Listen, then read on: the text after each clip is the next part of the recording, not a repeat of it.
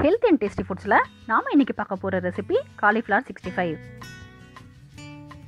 ரொம்ப கிறிஸ்பியாக அவுட்டர் சைடில் இன்சைடில் வந்து நல்லா சாஃப்டாக சூப்பரான க்ரன்ச்சியான இந்த காலிஃப்ளவர் 65 கோபி 65 எப்படி செய்கிறதுன்ட்டு பார்க்கலாம்.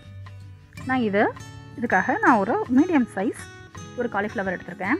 ஸோ இதில் பார்த்தீங்கன்னா அதை க்ளீன் பண்ணிவிட்டு ஒரு சால்ட் வாட்டரில் போட்டு வச்சுருந்தேன்.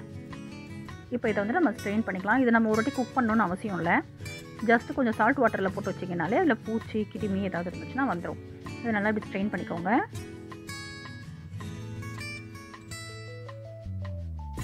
Kashmiri chilli powder 1 spoon, salt வந்து தேவையான அளவு, ஜிஞ்சர் கார்லிக் பேஸ்ட் ஒரு 1/4 டீஸ்பூன் போட்டுக்கோங்க. லெமன் வந்து ஒரு 3/4 லெமன் அளவுக்கு புழிஞ்சிக்கோங்க. ரொம்ப வந்து அந்த லெமன் ஃப்ளேவரும் அந்த ஜிஞ்சர் கார்லிக் பேஸ்ட்டோட ஃப்ளேவரும் தெரியக்கூடாது. அது வந்துட்டு ஒரு டேஸ்ட் மாதிரி வரணுமே தவிர வெளியே தெரியக்கூடாது. ஸோ நான் வந்துட்டு ஒரு 1/4 டீஸ்பூன் வந்து கரம் மசாலா ஆட் பண்ணேன். அண்ட் தென் ஒரு 2 டேபிள் ஸ்பூன் கடலை மாவு ஆட் பண்ணுறேன்.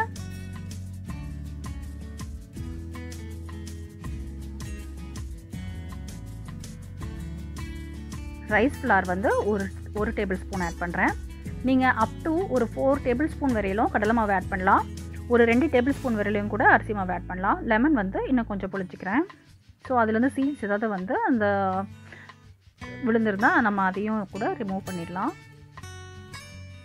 ஸோ இந்த காலிஃப்ளவர் 65க்கு நான் இப்போ நம்ம போட்டோம் இல்லையா, சேம் திங்கை வந்து நீங்கள் வந்துட்டு மஷ்ரூம் 65, சிக்கன் 65 எல்லாத்துக்குமே இந்த ரெசிபி பண்ணலாம். ரொம்பவே கரெக்டாக இருக்கும். இந்த இது கடலை மாவில் பண்ணால் நல்லா வருமா அப்படின்ட்டு நீங்கள் யோசிப்பீங்க. பட் வந்துட்டு அந்த கடலை மாவுடைய அந்த வாசனையை வந்து ஜிஞ்சர் கார்லிக் பேஸ்ட் அதெல்லாம் வந்துட்டு உங்களுக்கு ரெடியூஸ் பண்ணி விட்டுரும். ஸோ உங்களுக்கு கடலை மாவோடு வந்துட்டு எந்த ஃப்ளேவரும் அதில் தெரியவே தெரியாது. ஸோ இதில் கொஞ்சம் தண்ணி ஊற்றிட்டு இந்த லைட்டாக கொஞ்சம் அந்த ஸ்டிக் ஆகணும் இல்லையா அந்த காலிஃப்ளவரில். ஸோ அதுக்காக நம்ம கொஞ்சம் தண்ணி போட்டுட்டு தென் காலிஃப்ளவர் ஆட் பண்ணுறோம். காலிஃப்ளவர்லேயும் கொஞ்சம் லைட்டாக தண்ணி இருக்கும், நம்ம வாஷ் பண்ணோம் இல்லையா, அதனால ஜஸ்ட்டு எல்லா காலிஃப்ளவர்லேயும் அது நல்லா கோட் ஆகிற மாதிரி அதை மிக்ஸ் பண்ணிவிடுங்க. நம்ம ஆயில் வந்து காயும் இல்லையா, அந்த சமயத்தில் ஒரு 5 மினிட்ஸ் ஆகும் இல்லையா, அந்த டைம் வரலும் அது ஊறினாலே போதும். ரொம்ப நேரம் ஊற வைக்கணும்னு நமக்கு அவசியம் இல்லை.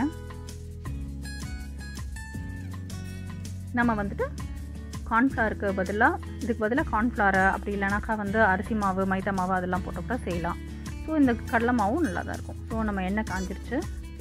1 by 1 இதை நம்ம வந்துட்டு ட்ரா பண்ணிடலாம். இந்த மாதிரி வைடான பேன் ஃப்ளாட்டான பேனாக இருந்துச்சுன்னா உங்களுக்கு வந்துட்டு ஒரே டைமில் நிறைய கூட ஃப்ரை பண்ணி எடுத்துடலாம்.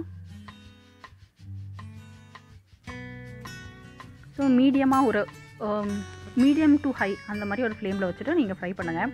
ஏன்னாக்கா நீங்கள் ரொம்ப வந்துட்டு லோ ஃப்ளேமில் வச்சிங்கன்னா எண்ணெயெல்லாம் அது இழுத்துக்கிட்டு ஒரு மாதிரி ஆகிடும். ஸோ நீங்கள் இந்த ஹாட் ஆயில் இருக்கு இல்லையா, அதை வந்துட்டு நீங்கள் அந்த பேட்டர் லைக் வந்து அந்த மசாலா ரெடி பண்ணுறீங்க இல்லையா மேரினேட் பண்ணுறதுக்கு, ஸோ அந்த டைம்லேயே வந்து கொஞ்சம் ஹாட் ஆயில் கூட ஆட் பண்ணிங்கன்னா இன்னும் கூட நல்ல கிறிஸ்பு வரும்.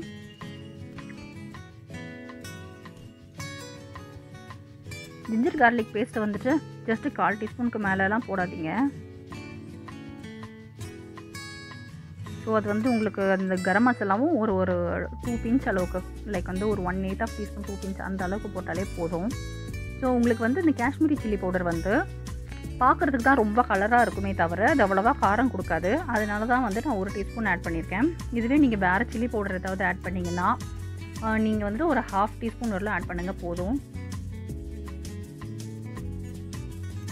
ஸோ நல்ல கலர் கேட்க தான் நம்ம காஷ்மீரி சில்லி பவுடர் ஆட் பண்ணியிருக்கோம். ஸோ அப்போ தான் அந்த ஃபினிஷிங் உங்களுக்கு கிடைக்கும். கோபி 65 ரெடி. வீடியோ பிடிச்சிருந்ததுன்னா லைக் பண்ணுங்கள், ஷேர் பண்ணுங்கள், நம்ம சேனலை மறக்காமல் சப்ஸ்கிரைப் பண்ணுங்கள்.